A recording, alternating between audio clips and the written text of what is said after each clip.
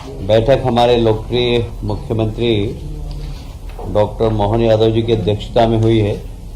सबसे पहले उन्हें सभी माननीय मंत्रियों ने बधाई दी है कि जिस प्रकार अमरवाड़ा में, जो कि हमेशा कांग्रेस की सीट रही है, माननीय मुख्यमंत्री जी के नेतृत्व में हम जीते हैं, इसलिए पूरे मंत्रिमंडल ने उनको बधाई दी है। दूसरा, माननीय मुख्यमंत्री जी ने निर्देश दिए कि गुरु पूर्णिमा उत्सव जो है, हमने कुलपति को कुल गुरु की घोषणा की है, तो हमें उन विधिवत तरीके से शिक्षकों का सम्मान करना चाहिए, क्योंकि शिक्षा के क्षेत्र में जो अराजकता आई है उसमें कहीं न कहीं विद्यार्थी और गुरु के बीच में एक जो हारमोनी चाहिए वो हारमोनी नहीं होने के कारण थोड़ी सी अराजक स्थिति है। तो हम कैसे हारमोनी और अच्छी स्थापित कर सकें, तो हर शिक्षक का विद्यार्थी सम्मान करे, गुरु पूर्णिमा को उनको चरण स्पर्श करे, और उसकी शुरुआत मंत्रिमंडल के माननीय सदस्यगण भी करे, ये उनने अपेक्षा की है। एक बहुत अच्छा अभियान राजस्व का प्रारंभ हो रहा है। यह 7 दिन का अभियान होगा। पहले भी हमने किया था, आपको याद हो, उसमें लगभग सीमांकन, बंटवारा, इस सब के प्रकरण लगभग 30,000 निपटे थे। यह भी फिर से 7 दिन का एक अभियान चलेगा, जिसमें हमारे किसान भाइयों के जितने भी पेंडिंग सीमांकन के काम हैं या बंटवारे के काम हैं, वो सारे निपट जाएं। इसके ऊपर माननीय मुख्यमंत्री ने निर्देश दिए हैं और इसको राजस्व विभाग बहुत अच्छे से करे, इस प्रकार के निर्देश प्राप्त हुए हैं। मुझे ये कहते हुए बहुत गर्व है कि जब मैं आपसे बात कर रहा हूँ उसी वक्त दिल्ली के अंदर PM street vendor Atmanirbhar Nidhi योजना, उसमें मध्य प्रदेश देश के अंदर नंबर 1 आया। हमने हमारे प्रदेश के जितने भी सड़क पे व्यवसाय करने वाले लोग हैं उनको सबसे ज़्यादा लोन दिया है, और इसलिए मध्य प्रदेश सरकार को आज भारत शासन सम्मानित कर रहा है। हमारे 2 अधिकारी वहाँ पुरस्कार प्राप्त करने भी गए हैं। उसी प्रकार NULM योजना, उसमें भी मध्य प्रदेश प्रथम आया है। उसमें भी अभी पुरस्कार वितरण का कार्यक्रम चल रहा है। हमारे केंद्रीय मंत्री मनोहर लाल जी खट्टर हमारे अधिकारियों को पुरस्कृत करने का काम कर रहे हैं। एक, आप सभी जानते हैं कि हमारे यहाँ बैंकों के कियोस्क लगे हैं, जहाँ से लोग पैसा निकालते हैं, उसका तो बैंकों की गाड़ियों में नगद पैसों का ट्रांजिशन बहुत हो रहा है। उसमें भारत शासन ने कुछ नियम बनाए हैं, उस नियम एक्ट बनाया, उस एक्ट के कुछ नियम में प्रावधान राज्य सरकारों को करना था, हमने उसके नियम बनाए। तो निजी सुरक्षा एजेंसी जितनी भी हैं वो इसमें काम करती है, उसके भी कुछ नियम होंगे, जैसे उनकी गाड़ियों में GSP हो, उनकी गाड़ी में कितने लोग बैठ सकते हैं, उसकी क्षमता कितनी हो, 5 करोड़ से ज़्यादा की राशि नहीं ले जा सकें। ये सब प्रावधान इसमें किए गए जिससे कि ऐसी कोई अप्रत्याशित घटना नहीं हो, जो कि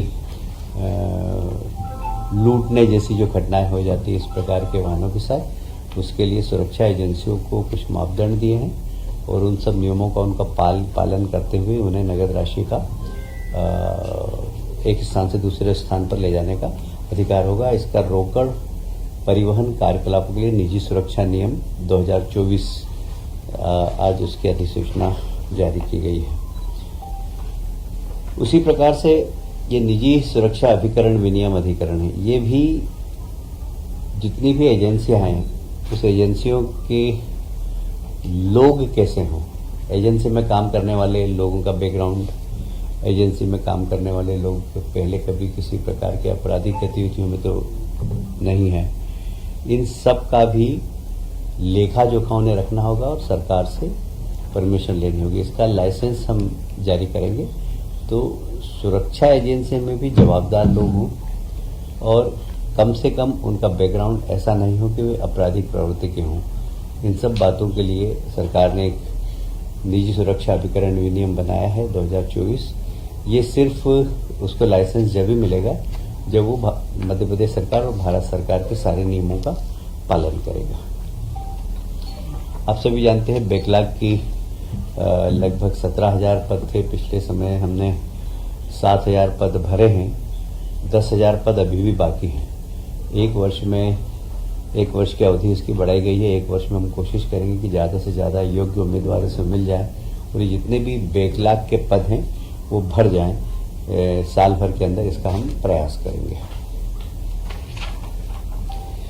ये बहुत एक महत्वपूर्ण विषय है। आप जो सभी जानते हैं कि माननीय लोकप्रिय मुख्यमंत्री डॉक्टर मोहन यादव जी ने जल गंगा अभियान के अंतर्गत जितने भी प्रदेश के अंदर वाटर बॉडीज़ है उनको संरक्षित करना, उनका जीर्णोद्धार करना एक कार्यक्रम हाथ में लिया था और उसमें मध्य प्रदेश के अंदर जितनी भी वाटर बॉडीज़ थी, नदियाँ थी, उनका सफाई, कुओं का, बावड़ी का पुनर्जीवन करना, इस पे काफ़ी काम हुआ है। अभी हमारे यहाँ सिर्फ मध्य प्रदेश में 4 वेटलैंड है। रामसर साइड है, इंदौर की एक सिरपुर जो रामसर साइड है, वहाँ ठीक तरीके से, क्योंकि ये सिरपुर की जो वेटलैंड साइड है यहाँ पर विदेशी पक्षी काफ़ी आते हैं और बड़े अच्छे फोटोग्राफर्स भी दुनिया भर के आते हैं, उनके फ़ोटो लेके ले जाते हैं। उसको और संरक्षित करना, फिर उसके आसपास इंक्रोचमेंट हो उसको हटाना, उसका कैचमेंट एरिया जितना भी है उसको क्लियर करना, उसमें किसी प्रकार के नाले वगैरह गंदा पानी नहीं आए इसकी चिंता करना।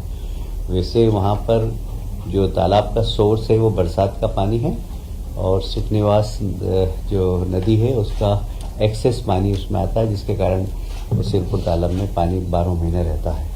पर यह अमृत धरोहर को हम ठीक तरीके से और सजाएं, संवारें, वहाँ हरियाली लगाएं, वहाँ वृक्षारोपण करें और उसको कैसे अच्छा पर्यावरण के हिसाब से भी और पर्यटन के हिसाब से भी उसका विकास कर सकें, इसके लिए शासन ने इंदौर नगर निगम को लगभग 6,195 लाख का एक योजना देने का निर्णय लिया गया, जिसमें 40% राशि राज्य शासन की, ये केंद्रीय पर्यावरण विभाग ने हमें राशि दी है। एक ये बहुत महत्वपूर्ण विषय है। आप सभी जानते हैं कि आज के समय में डिजिटल इंडिया के अंतर्गत डाटा का बहुत ज़्यादा महत्व है। हमने पहले डाटा सेंटर बनाया था, पर अब जैसे जैसे डेटाओं की संख्या बढ़ती जा रही तो हमें क्लाउड की ओर जाना पड़ेगा। तो अब क्लाउड के लिए निश्चित रूप से सरकार के बस की बात नहीं होती कि क्लाउड को बना सके, और तो हम कुछ इम्प्लीमेंट करेंगे आईटी कंपनियों को, जिससे कि वो अच्छा क्लाउड बनाए। क्योंकि अब डेटा, जैसे अब मैं लाडली बहना योजना, उसका इतना बड़ा डाटा है कि उसको संभालना, उसको बचा के रखना, ये सब ऐसे हर चीज़ के, राशन कार्ड के, किसान सम्मान निधि के, ये सब डेटा को इसमें हम थर्ड पार्टी क्लाउड इम्पैनल्ड करेंगे।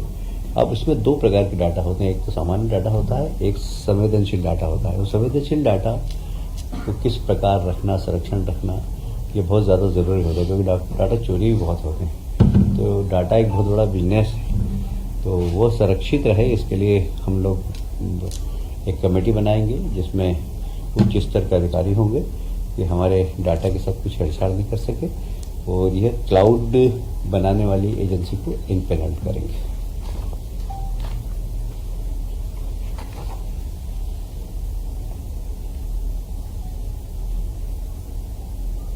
आप सभी जानते हैं कि प्रधानमंत्री जी का एक बहुत महत्वपूर्ण है कि एक व्यक्ति एक राशन कार्ड, और वह राशन कार्ड कहाँ पर भी जाए वो चले।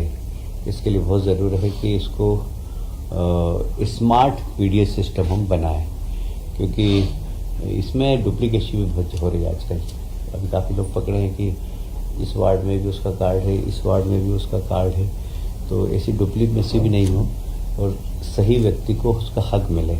इसके लिए स्मार्ट पीडीएस सिस्टम हम बना रहे हैं और उसके लिए राज्य सरकार का हमें केंद्र सरकार का सहयोग है। केंद्र सरकार ने हमें उसमें राशि दी है, उसमें मैचिंग ग्रांट राज्य सरकार की है। यह स्मार्ट पीडीएस सिस्टम के माध्यम से जो डिस्ट्रीब्यूशन सिस्टम है उसमें किसी भी प्रकार की अनियमितता नहीं हो, इसके हम लोग चिंता करेंगे।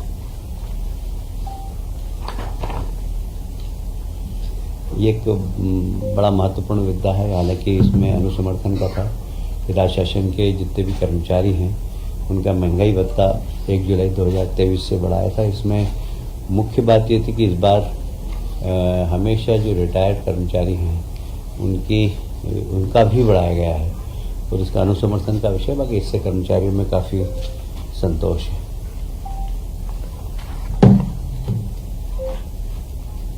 जो हमारी प्राथमिक सहकारी साख संस्था होती है 1 साल के लिए 0% ब्याज पर किसानों को पैसा देती है। साधारणतया उसकी डेट हमने 1 महीने और बढ़ाई है। इस पर शासन को लगभग 10 करोड़ का खर्चा आएगा, किंतु किसानों को इससे राहत मिलेगी। किसानों की मांग थी कि कम से कम इस राशि को, क्योंकि वो ओवरड्यू हो जाता था और अगली बार उसकी लोन लेने की जो दक्षता थी वो समाप्त हो जाती थी। इसलिए 1 महीने राज्य शासन ने उनको बढ़ाया है।